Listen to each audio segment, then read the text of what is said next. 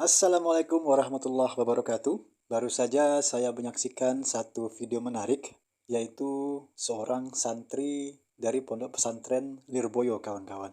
Nah, dalam video tersebut, beliau mencoba mengskakmat Kiai Haji Nur Ihya Salafi, karena di video sebelumnya, Kiai Ihya Salafi membuat pernyataan, kawan-kawan, yaitu mengatakan bahwa pesantren itu dipimpin tidak secara demokratis, tapi secara dinasti.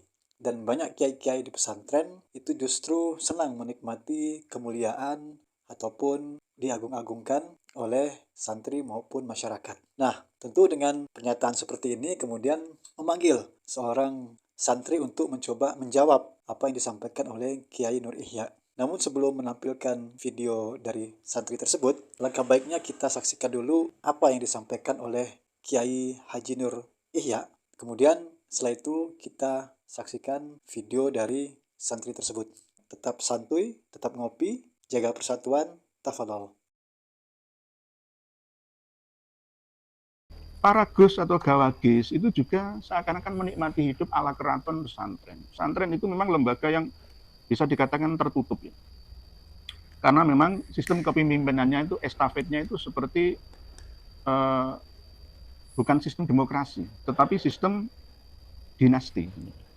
Ya nggak masalah, itu internal ya, internal urusan pesantren. Tetapi harusnya ya paling nggak itu jangan menikmati kemuliaan selama ini diagung-agungkan oleh umat dan masyarakat, para santri dan wali santri, sehingga lupa diri.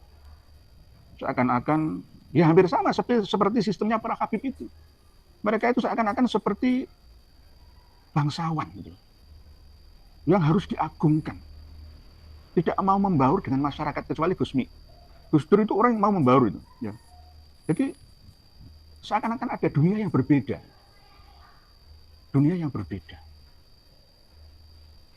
sistem kerajaan. Padahal Raja Jogja aja, Sultan Hamengkubuwono ya sekarang itu ya dengan masyarakat ya biasa, kecuali pas pada waktu Pisowanan. Pisowanan itu memang secara resmi ada yang bilang kayak gitu. Saya kan kadang-kadang di keraton ya gitu. Tapi setelah itu ya biasa dengan Gusti Raden Ayu Kusmurtiah atau Gus Murti apa Gusti Mung ya, saya ya biasa ketika ngomong. Tapi ketika pas resmi aja seperti upacara gitu loh, saya yang ngesot itu. Tapi setelah itu ya biasa. Gitu. Saatnya kita untuk setara satgas bersama, saling menghormati satu sama lain. Ini yang harus mungkin perlu diadopsi oleh sistem pesantren. Termasuk ya pendidikannya juga harus terbuka.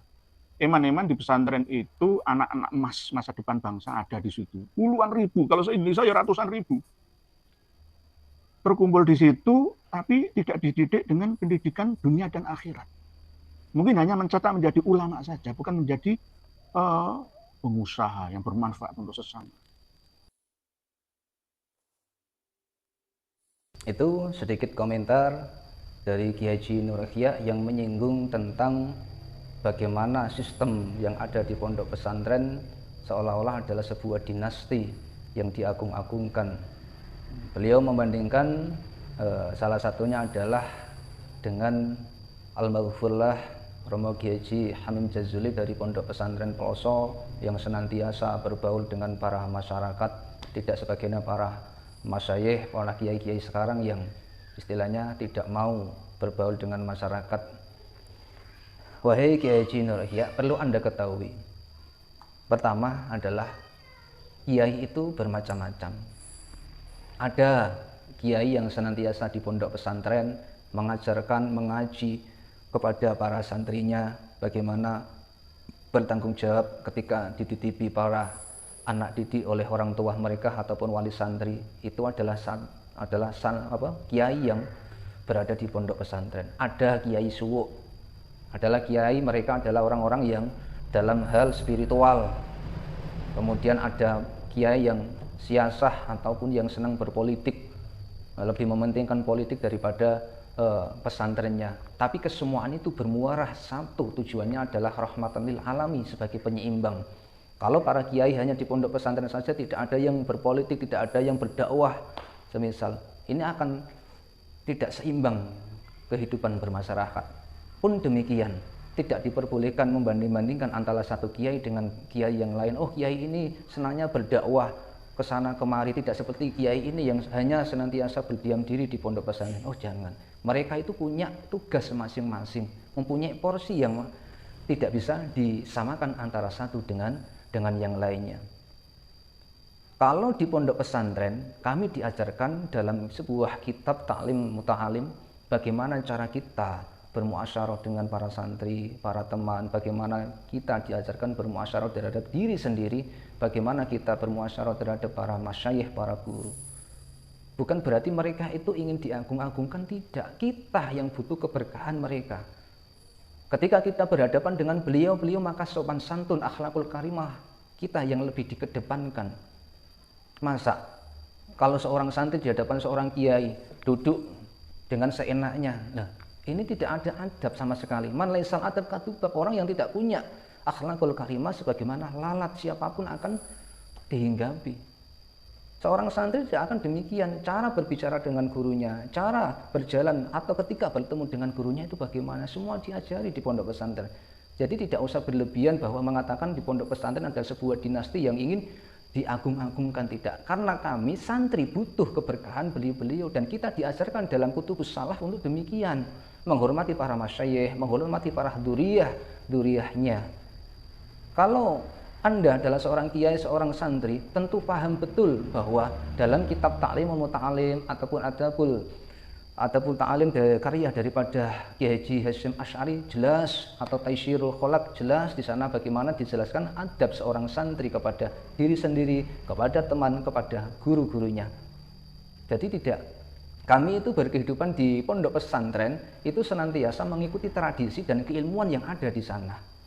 Kalau di pondok pesantren Anda menerapkan sistem moderat, diajarkan tentang masalah dunia, bekerja dan lain sebagainya, masalah agama, multi kompleks, saya akui bagus.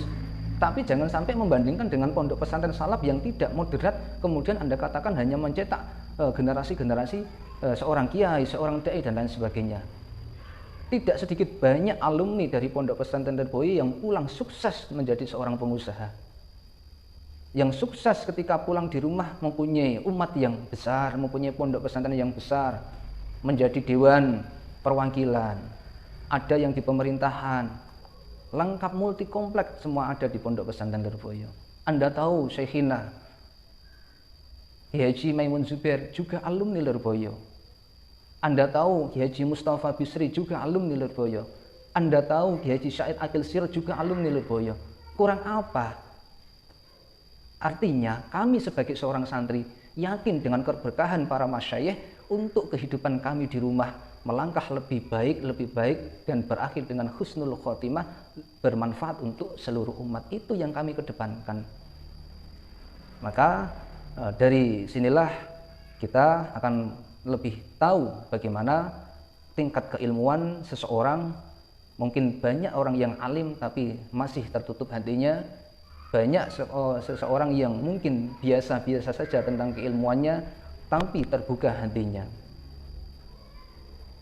Itu senada dengan firman Allah, a'udzubillahi minasyaitonirrajim, bismillahirrahmanirrahim, wa ibadur rahmanil ladzina yamshuna 'alal ardi hauna wa idza khatabahum jahilun qalu salama wa idza khatabahumul jahiluna salama. Orang-orang atau hamba-hamba yang mendekatkan diri kepada Allah, yang mempunyai sifat Rahman, mereka berjalan di muka bumi dengan cara haunan, sakinah, wal waqar, dengan al-khudu', merendahkan diri, tidak sombong. Wa idza khatabahumul jahilun, dan ketika dikatakan adalah orang-orang yang bodoh kepada mereka, qalu salamah, kita mengabaikan ungkapan-ungkapan tersebut. Kita tidak menanggapi ungkapan-ungkapan tersebut. Menanggapi orang yang bodoh sama saja kita adalah orang yang bodoh juga.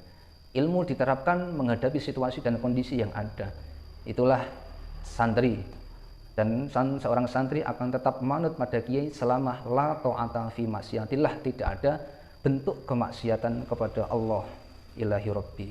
Itulah yang perlu kami sampaikan untuk beliau Kiai Haji Nurhia Al-Fakir. Mohon maaf yang sebesar-besarnya, kiranya dengan ungkapan yang Al-Fakir sampaikan bisa menjadi rujukan, bisa menjadi pijakan untuk lebih berhati-hati mengambil satu natijah kesimpulan terkait dengan institusi ataupun para masyayikh yang punya ribuan kader yang tersebar di seluruh Nusantara. Dari Al-Fakir, mohon maaf. Assalamualaikum warahmatullahi wabarakatuh.